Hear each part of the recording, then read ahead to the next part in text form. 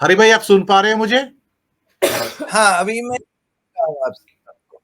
हाँ, आपकी आवाज आ रही थी बीच में, लेकिन तस्वीर गायब थी, फिर आवाज भी गायब हो गई थी।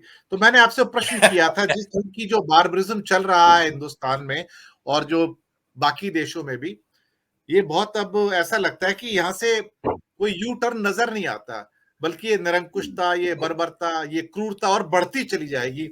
जैसे जैसे शासन थोड़ा और आगे बढ़ेगा, मुझे लगता है कि हमें और बुरे दिनों के लिए तैयार रहना चाहिए। और मोदी राजवंश यहां पर लंबे समय के लिए है, मैं शब्द यूज कर रहा हूं यहां पर, मोदी राजवंश यहां पर लंबे समय के लिए है, छोटे समय के लिए नहीं है। हरिदेसाई जी।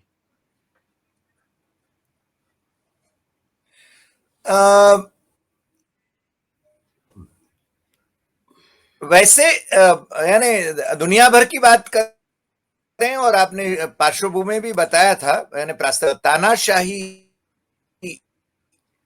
जिस प्रकार से विभिन्न देशों में पनप रही है, उसी प्रकार, और वैसे भी वो कोई नई, आपने शुरुआत में बांग्लादेश का जिक्र किया था, और शेख मुजीबुर रहमान वो स्वयं तानाशाह बन चुके थे, आपको मालूम है। वन पार्टी डेमोक्रेसी की बात कर रहे थे।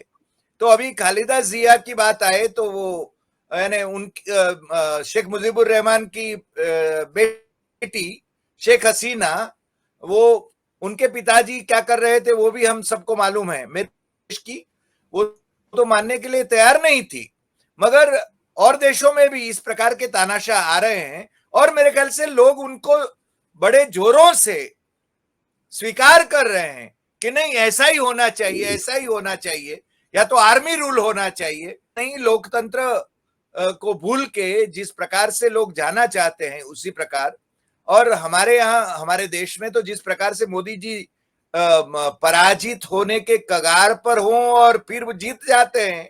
कोई चमत्कारिक है, बाबा है, वैसे पता नहीं क्या चमत्कार कर रहे हैं, मगर मुझे आस्था है अपने लोकतंत्र में। इंदिरा गांधी भी हार गई थी, आपको मालूम है, और आपको मालूम है कि द्वितीय विश्व युद्ध में जिस प्रकार से जीतने के बाद ब्रिटेन में, यूके में वो चुनाव हुए थे, उसमें जनाब जो द्वितीय विश्व युद्ध के हीरो थे उनकी पार्टी हार गई थी।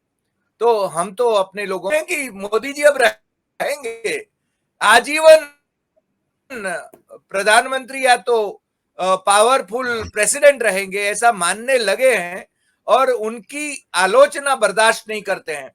मगर हमें तो उनको सतर्क करना चाहिए, हमारा धर्म है। दिनेश जी।